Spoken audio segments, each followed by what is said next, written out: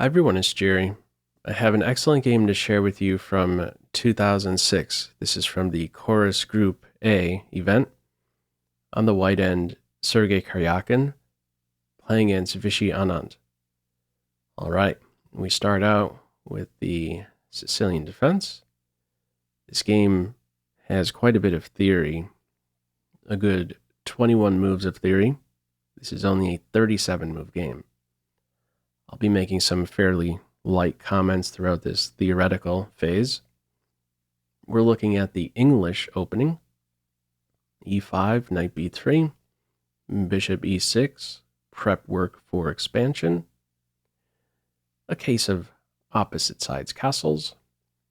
And after the knights are connected, the race to attack the kings begins. G4, b5, G5, and from here we have B4. There's a competition between these knights, both watching over that D5 square. With B4, black is saying, you tell me where your knight is going before I make a decision with my own. If black simply reacts to the threat, the knight has access to a wonderful central post.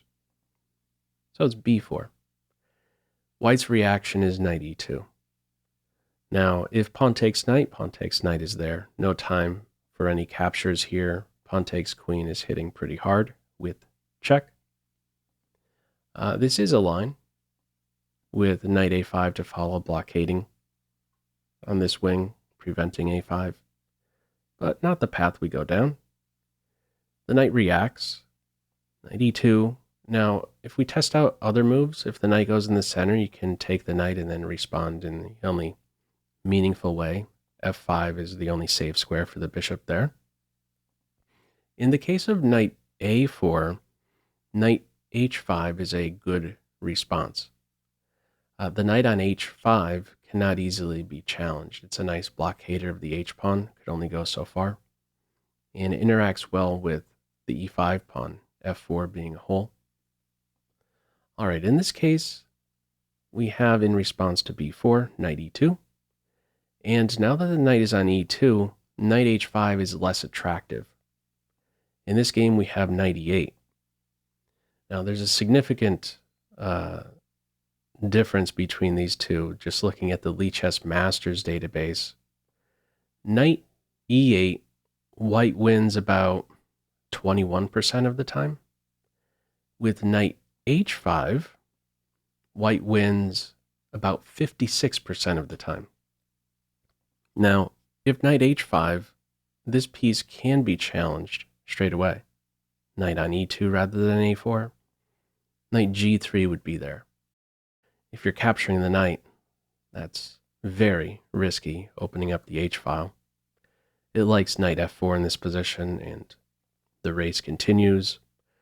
White sort of plays around the knight on f4. Knight on g3 also has a pretty interesting jump on f5.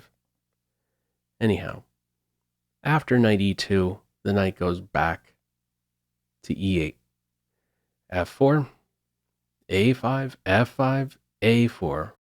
A lot of ignoring one another's threats in this one. If white takes the bishop, pawn takes knight, good news for black to have open line for the rook. So white reacts now, hops in the center. Pawn takes knight, knight takes pawn, and b3. Again, you don't have to react to this threat. Either capture would be met with pawn takes pawn, and who's going to stop the pawn from promoting? No one. So it is king b1 in this game, and the response is pawn takes on c2. If pawn takes a2 check, the king would use this pawn against black. Black can never capture the a2 pawn, of course, and this file will remain closed. You're not getting at the king. a3, there's b3, b4 is even being called for. Not a good idea to take in this direction. Taking in this direction, evaluation reads about plus 1.5. In this game, it is b takes c2, check, knight takes c2, White is currently down a knight, but we'll be getting a minor piece back shortly. This bishop is short on squares. What's the best way to give it back? It's revealed next. Bishop b3. You're going to get something in return, namely an open file. Follow up knight a3, knight e5. That's move 21. Follow up h4, rook a5. Now let's just pause for a moment. This knight right here is the glue for the white king, the main defender for the king. With rook a5, black is looking forward to d5. The rook is supporting that advance without allowing the queen to respond. With a capture, d5 opens up the bishop's eyes to remove the glue. Now, let's see how white tries to interfere with this d5 advance. Another detail behind rook a5, a8 is now vacant. This is a wonderful post for the queen where she functions like a queen. White goes with queen c3 here. Computer doesn't see this as top. Queen c3 does interfere with d5. If d5, the knight will hang. At the top, the computer likes queen b4. And in the case of d5, it says collect the pawn.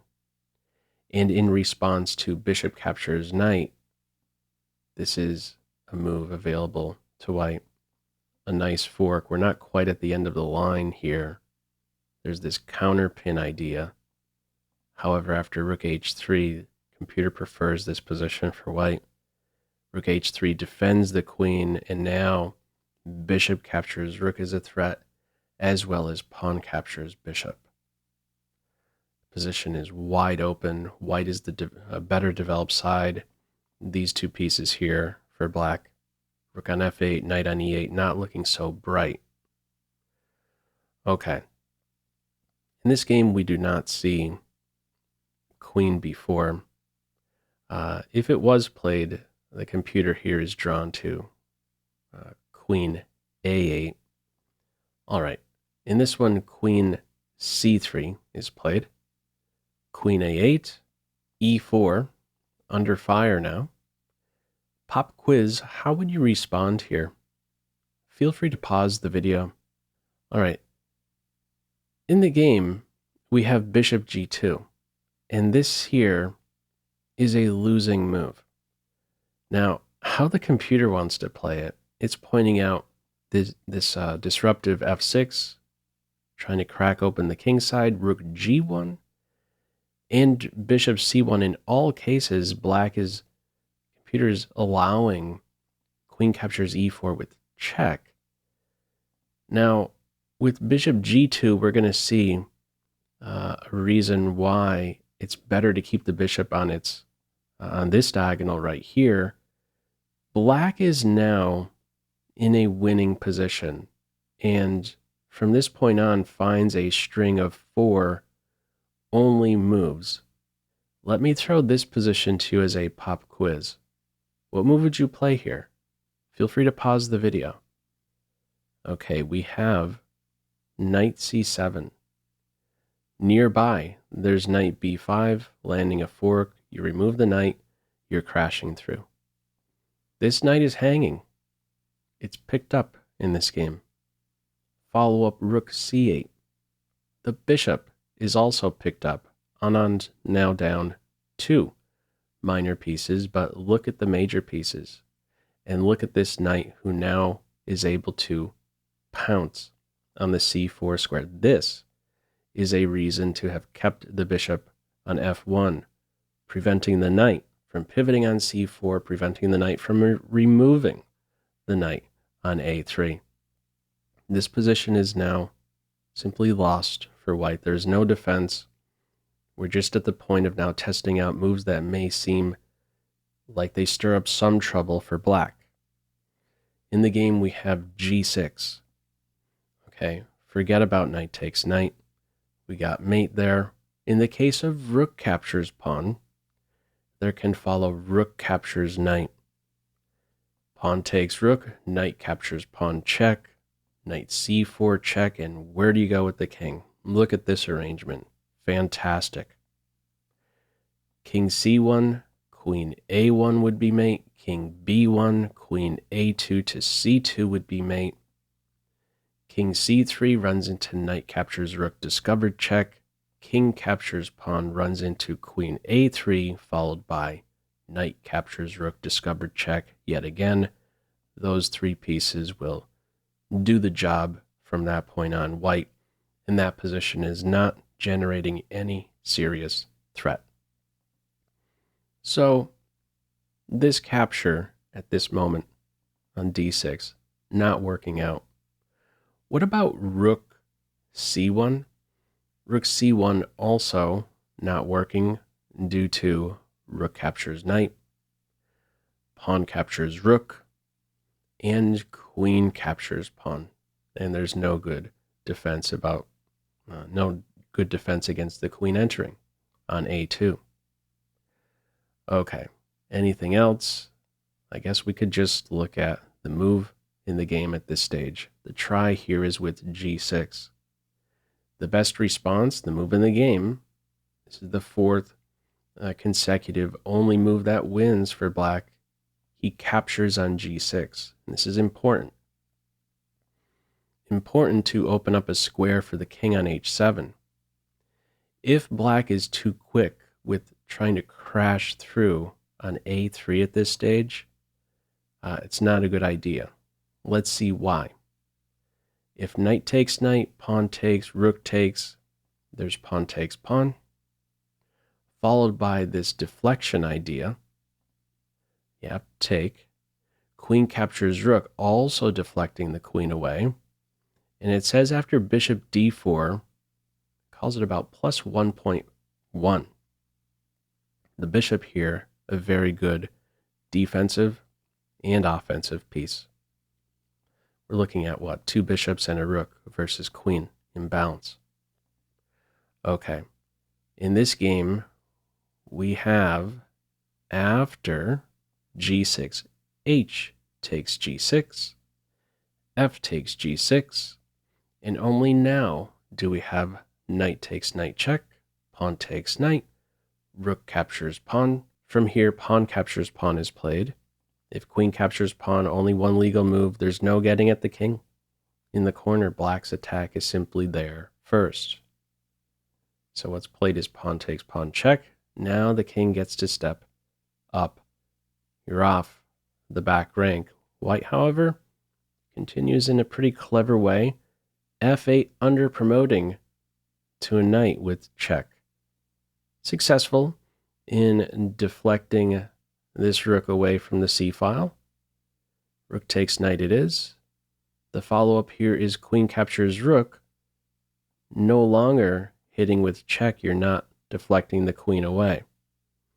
Now after queen takes rook, it says you could simply recapture and be winning. Anand plays it in a different way. I tested out something else. Can white try to defend against the rook getting in here? The queen is not in a position to do that. These squares being covered, not a good way to get on this diagonal. What about bishop d4 here? Not working out. The rook could still go into a1.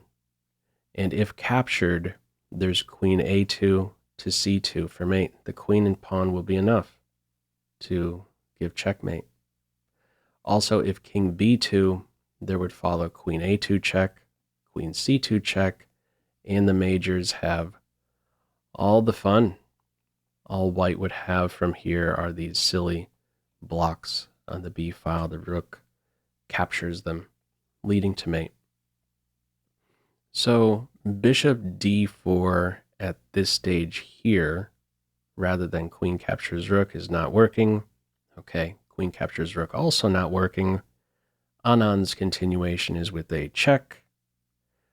King b2, another check, really the ideal rank for this rook. And from here, where do you go? If the king goes back, okay, That's a good moment to go ahead and collect the queen. You're winning from there. Fantastic post. In this game, we have king c3. If king captures b3, there would follow check, check, and checkmate. All right, in this one, we have king c3, queen a5 check, king d3, queen b5 check, king d4 is played. If king c3, we'll have a mate in 2 with rook c2, and then queen c4. All right, the king goes to the center here. Follow up rook a4 check, king c3 only move, and after move 37, queen c4 check, white resigns. It's mate right around the corner here. King b2 if the game continued, queen c2, game over. King d2, we would have rook a2 check, followed by queen e2 for mate.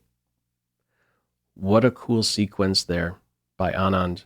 Now there was a whole lot of theory with this one, but right around this point here to come up with this idea, giving up not only the knight, but the bishop, crashing through 2 minor pieces down.